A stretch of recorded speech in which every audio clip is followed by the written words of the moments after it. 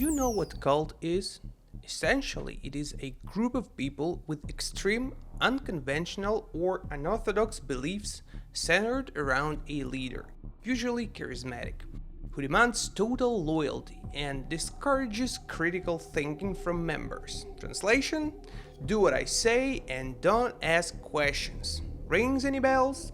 You might think that in America today cults are relics of the past, like faded black and white photos of Charles Manson girls staring blankly into cameras, or dusty VHS tapes of Heaven's Gate believers in matching Nike sneakers. But they're not. Cults are alive, breeding, mutating, and adjusting to the modern day realities. According to watchdog groups like the International Cultic Studies Association, yes, it's the real thing, thousands of such organizations operate openly across the United States. Some hide in plain sight under the banner of religion. Some disguise themselves as wellness movements. If you burrow deep into the internet, recruiting through Discord servers and anonymous forums, most of them restrict their destruction to depleted bank accounts, broken families, or brains washed beyond recognition. But not all. A darker handful have crossed the line, dragging their beliefs into the realm of violence. I'm pretty sure you've heard a few names, like Nexium, a so-called executive success program that became a nightmare of sex trafficking and psychological enslavement. The Fundamentalist Church of Jesus Christ of Latter-day Saints, ruled by Warren Jeffs, was a kingdom of coercion where children were forced into marriages and sexually abused. Or the Church of the Lamb of God, led by Errol LeBaron, who turned Utah's deserts red with blood. And now we can add one more name to that list. One that still stalks headlines with smoke, gunpowder, and whispers of philosophy twisted into madness. The Zizians. At first glance, they do not appear to be killers. They're not wild-eyed desert preachers in dusty robes, nor apocalyptic men with rifles waiting for the world to end. Instead, they are a strange scattering of brilliant, wounded young people, many of them transgender, many neurodivergent, that is to say, different in mental or neurological function from what is considered typical or normal. They call themselves rationalists, futurists, anarchists, and as strange as it may sound, vegans. They filled blogs with debates about AI risks, sleep cycles, and hemispheres of the brain. They discussed heroic responsibility, debucketing, and unihemispheric sleep, words that meant little to the public but carried almost mystical weight within the group. Outsiders scoffed. They called the Zizians fringe, eccentric, maybe delusional. But then came the blood. Between 2022 and 2025, 6 people were killed in incidents linked to the Zizians. 6 deaths across 3 states. A landlord in Vallejo, California was stabbed dozens of times with a samurai sword, of all things, yet survived by shooting one of his attackers in self-defense. In Chester Heights, Pennsylvania, a husband and wife were found shot execution style on New Year's Eve. Their daughter has been named a person of interest. In Vermont, a US Border Patrol agent was gunned down during a traffic stop, while a German national linked to the group was killed by agents after she drew a weapon. Who led them? The name is Ziz LaSota. Remember how I told you every cult has a leader? The group came to be called Zizians after Ziz. However, the group denies formal leadership. To some, she was a dreamer. To others, a maniac. Born Jack Amadeus LaSota in Alaska, she transitioned to Ziz in adulthood. A programmer, a thinker, a woman who hunted online rationalist spaces and dreamed of sea-stats. Floating cities free of government control, where humanity could survive the AI apocalypse she feared was coming. Much like earlier cult leaders, Ziz presented her group as heroes standing at the edge of societal collapse. She wrote about global decay and the need for chosen individuals to survive and rebuild civilization. Ziz described governments as obsolete and landlords as parasites, symbols of exploitation that should be resisted or dismantled.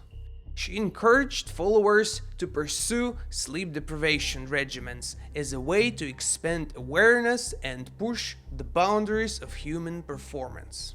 She gathered following, first online, then in real life. Bright but vulnerable minds who saw her not just as a thinker, but as a prophet. She didn't give them robes or rituals, she gave them philosophy, and strange and intoxicating one. She gave them the sense that they were heroes in a crashing world. But what happens when you convince young, isolated people that they can be heroes and saviors in a dying world and pour paranoia and utopian desperation into their minds? You get a violent, bloodthirsty cult. Law enforcement and prosecutors have described them as a cult-like group, and still most Americans don't know the name. This story is not one of religion. It is not even one of money or power. It is one of the ideologies curdled into violence. Of a woman who promised freedom but delivered death. And of followers who called themselves rationalists while acting like lunatics with blades and guns. Let's investigate the specifics more thoroughly. Curtis Lind, 80, was living quietly in Vallejo, California. Lind wasn't rich, famous, or connected. He owned a small trailer lot, leasing out units to younger tenants. But he was, unfortunately, the landlord to several members of the Zizians. They hadn't paid rent, and Lind, a stubborn, old-school man, wasn't about to let them squat on his property.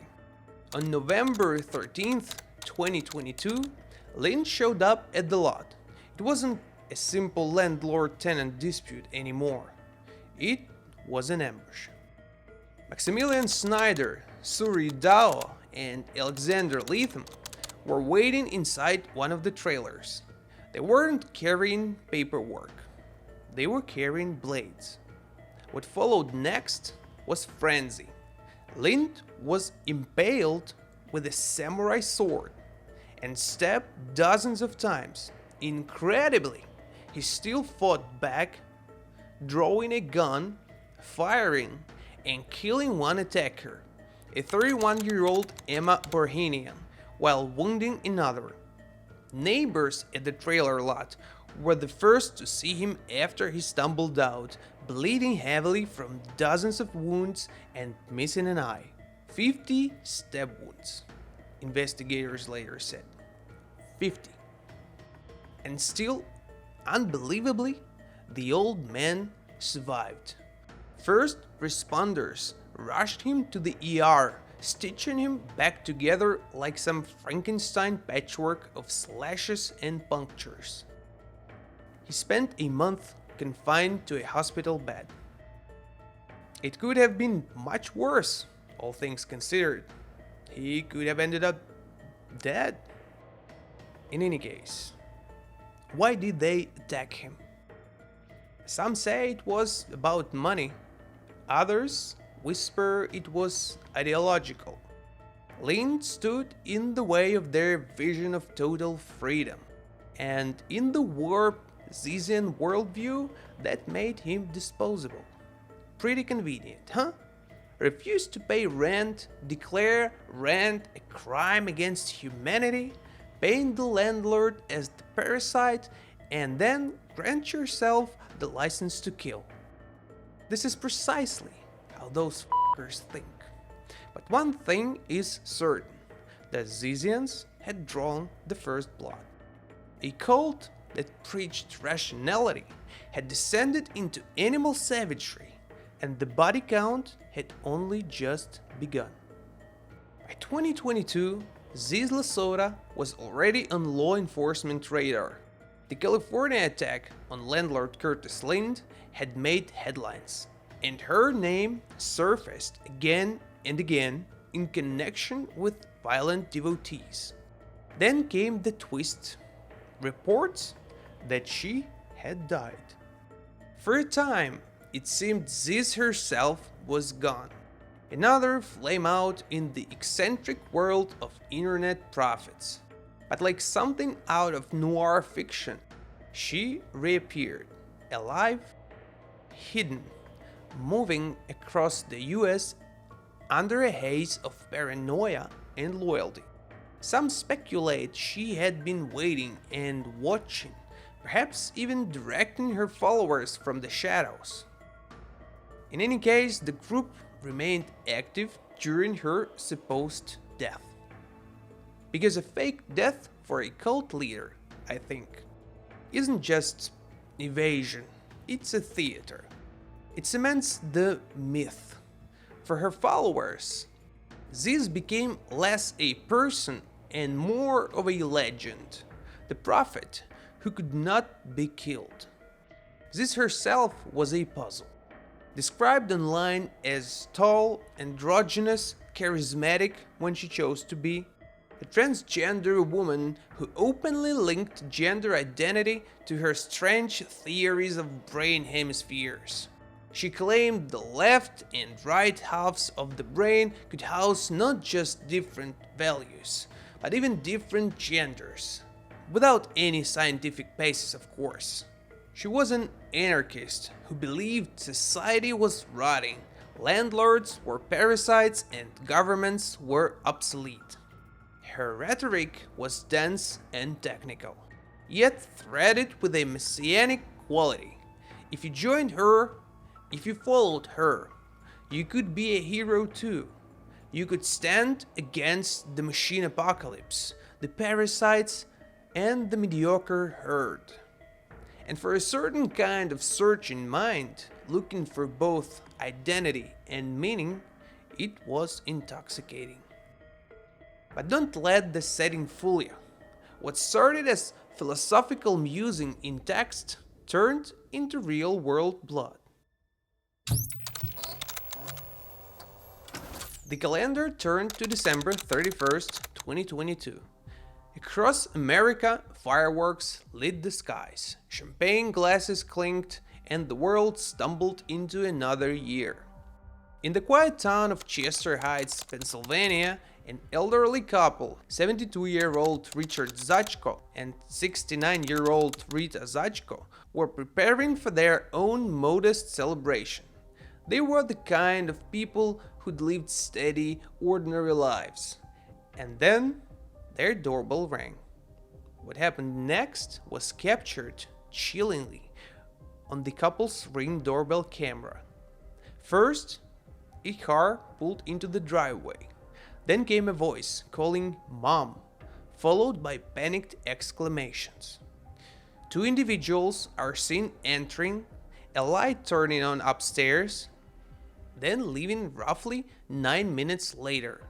2 days after that, on January 2nd, 2023, while conducting a welfare check, police found the couple's bodies in the upstairs bedroom that once belonged to their daughter, Michelle. Both Richard and Rita were shot dead, execution style, gunshot wounds to the head. Authorities were stunned. Who could kill this harmless couple in their own home, on the doorstep of a new year? The answer was worse than they imagined. Their daughter, Michelle Zachko, has been tied to the Zizians and investigated in connection with the murders, though she has not been formally charged with killing her parents. She denies involvement. Notably, no one has been arrested or charged in connection with the murders of Richard and Rita Zajko. Michelle, however, has been named a person of interest. Her roommate, Daniel Blank, has also been investigated in connection with the case. They are both in custody on unrelated weapons and obstruction charges. Police searched Michelle's Vermont residence and noted she owned a Smith & Wesson M&P 9mm pistol, the same model that investigators said could be consistent with evidence from the crime scene. If Michelle is ever proven guilty, the tragedy will be Shakespearean, but without the poetry, only bullets and cold bloodshed. This wasn't a robbery gone wrong. It wasn't random. I believe, though it can't be said definitively, that it was loyalty to LaSota's ideology that pushed past all sanity and reasoning. For the police, it was a flashing red light. This cult wasn't just experimenting with blades in California. They were spreading east. Initially, before all this madness, the rationalist community famously clustered around groups like CFAR, Center for Applied Rationality, had always been a mix of genius and eccentricity. They worried about AI risk. They played with Bayesian logic like others played with crossword puzzles. But most stayed within their lane, focusing on blog posts, conferences, and debates. Ziz, however, did not. She pushed further. In 2019, she and her group staged a dramatic protest against a CFAR retreat, confronting rationalists they accused of hypocrisy. Police were called, even the SWAT team was summoned.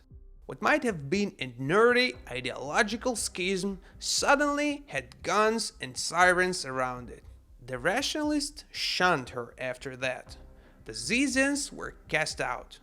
And like every exile story, the rejection only deepened their conviction. What had begun as an eccentric wing of futurist thought hardened into a cult. Why so violent? The answer lies in their ideology. They weren't just after money or power. They believed themselves heroes in a collapsing world. One of their rules, or I dare say doctrines, said that if something was wrong and they saw it, they were obligated to act, even if that action was murder. Ziz tied identity, gender, and potential to the dominance of one hemisphere of the brain. She preached that by controlling hemispheres, by hacking sleep, one could unlock heroic consciousness. What the hell is this, heroic consciousness? To you, this may sound like the ramblings of a late-night Reddit crank. To followers, it was scripture, and it made them killers. But if the Zizians' early murders were up close, more personal, their final act, at least for now, was more cinematic. It happened on January 20th, 2025, during a traffic stop on Interstate 91 near Coventry, Vermont, about 20 miles south of the Canadian border. Border Patrol agents pulled over a vehicle linked to the cult. Inside the car were two members of the Zizian group, both carrying handguns.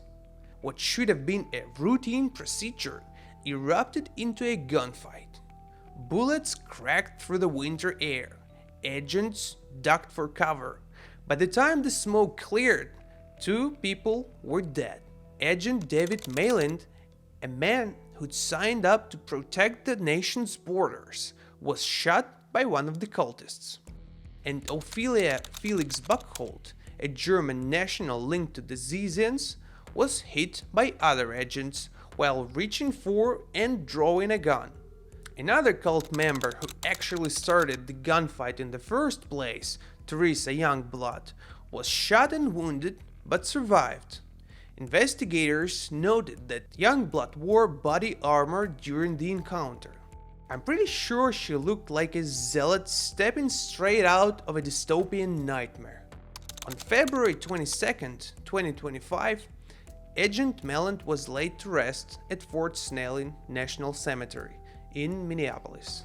He was honored with a 3-volley salute, flown over helicopter, and accompanied by the U.S. Border Patrol Honor Guard.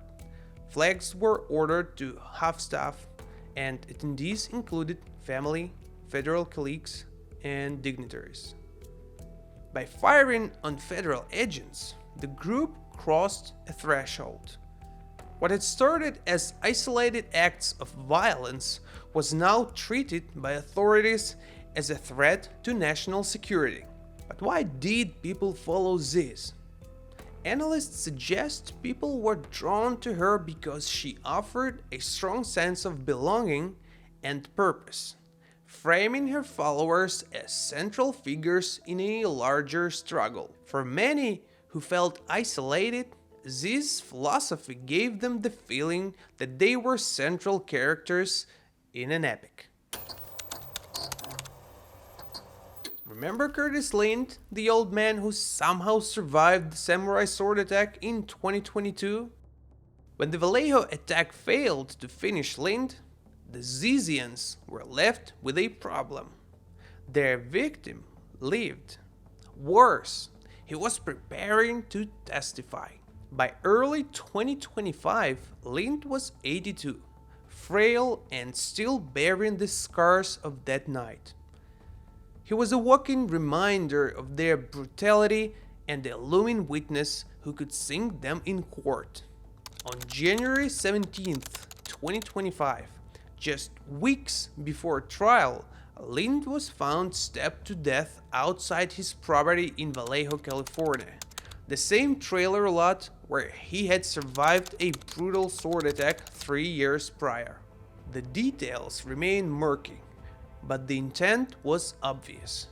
Investigators believe he was killed to prevent his testimony against 2 Zizian associates, to erase the last living survivor who could testify to the cult's violence. The killing is being prosecuted as capital murder with special circumstances. Maximilian Bentley Snyder was arrested and charged with the murder. Court filings allege that Snyder attacked Lind by lying in wait, before stabbing Lind multiple times and returning to slash his throat, ensuring Lind wouldn't survive, like some kind of, professional assassin, not rationalist, because there's nothing rational with this. Lind's longtime friend and neighboring tenant, 81-year-old Patrick McMillan, offered grisly testimony ahead of the trial. He recalled Lind arriving at his mobile home in November 2022, bleeding heavily with a samurai sword still lodged in his torso, calling for help. McMillan described him as bleeding like a stock pig, a phrase that had become a haunting reference. It was persistence bordering on obsession. Just over 2 years after their initial attempt, they returned to complete the job. Not even age or the fact that he'd already nearly died at their hands spared him. Lind had survived more than 50 stab wounds in 2022, only to be killed 2 years later in a deliberate attack linked to the same circle. For investigators, the case illustrated a calculated determination to silence a witness. It's not just evil, it's deranged persistence. These lunatics didn't simply kill, they finished their work. Ziz may have been their prophet, but she wasn't alone. Around her clustered lieutenants, most likely each with blood on their hands. 32-year-old Michelle Zachko, in custody since February 2025, on trespass obstruction and firearms charges, has been named a person of interest in the 2022 murders of her parents, though she has not been formally charged. A 22-year-old Maximilian Snyder, charged with the murder of Curtis Lind. His trial is set for October 2025. Remains in custody. 30-year-old Alexander Leatham and 24-year-old Suri Dao, co-conspirators in the Vallejo massacre, were arrested and charged in connection with the 2022 attempted murder of Lind. While in custody, they later faced additional charges related to escape attempts. 21-year-old Teresa Youngblood, armored zealot of Vermont, wounded in a gunfight with Border Patrol, arrested and charged with assault with a deadly weapon against a federal law enforcement officer and murder. Awaiting trial, remains in custody. A 26-year-old Daniel Blank, arrested in 2025, charged with trespassing, obstructing and hindering law enforcement, illegal gun possession, and possession of LSD, still under investigation for other crimes connected to Zizian cult, but not yet formally charged, remains in custody. Each one is a case study in how ordinary, brilliant, or broken people can be warped by ideology. On Sunday, February 16, 2025, the search for Ziz ended in the Appalachian foothills of Frostburg, Allegheny County, Maryland. A local property owner called law enforcement after spotting two white box trucks trespassing on his private land. The occupants asked if they could camp there for about a month, which, of course, the property owner found suspicious. When Maryland State Police arrived, they arrested LaSota, Michelle Zachko, and Daniel Blank at the scene. Firearms were recovered from their trucks, along with other equipment. Right now, LaSota sits behind bars, thank God, awaiting trial. Her followers were scattered, arrested, or dead.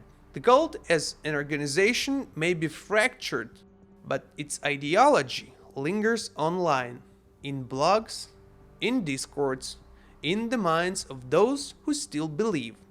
And for investigators, that's the real nightmare.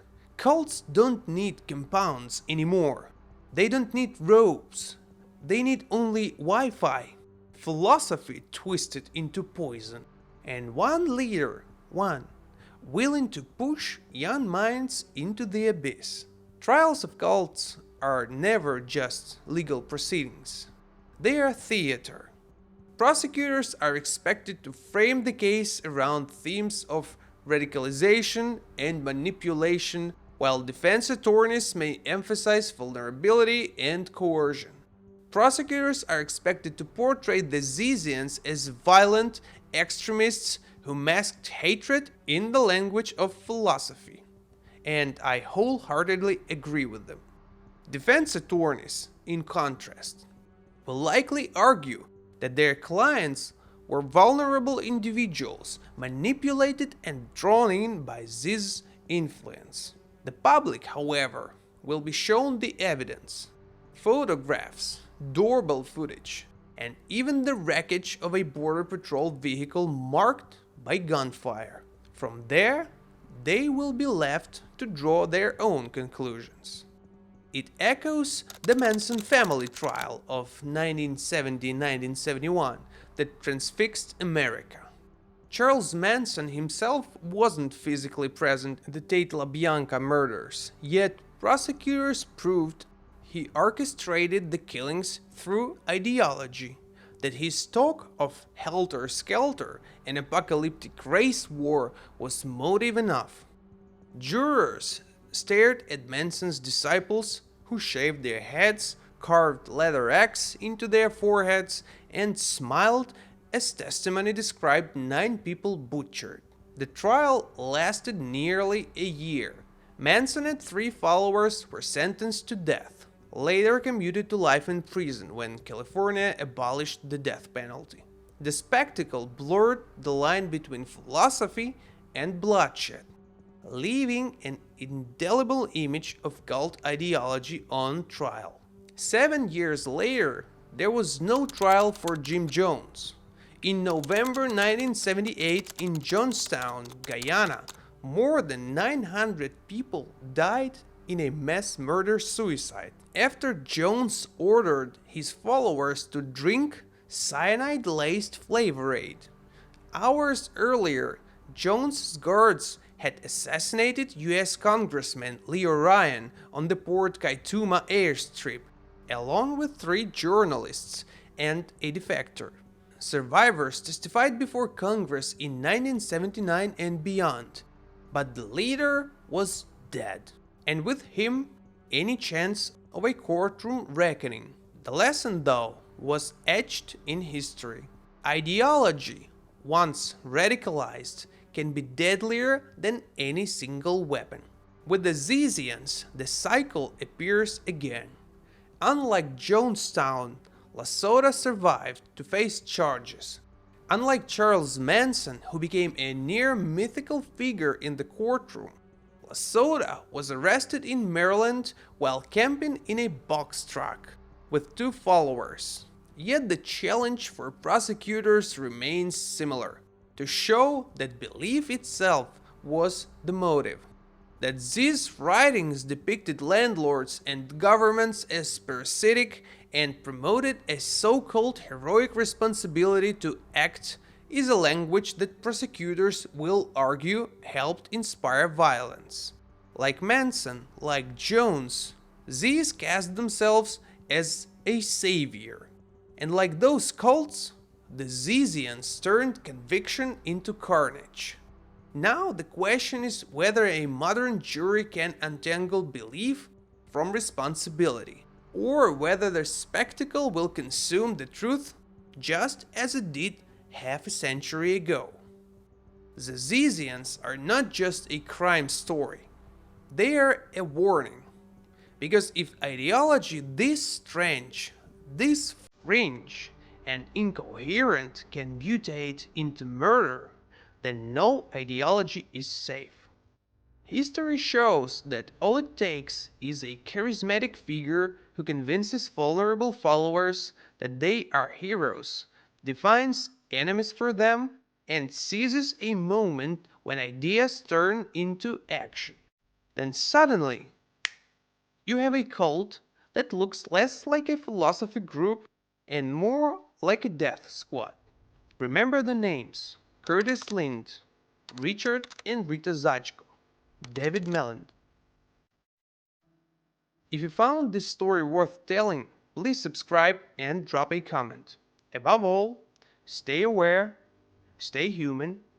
See you in the next case.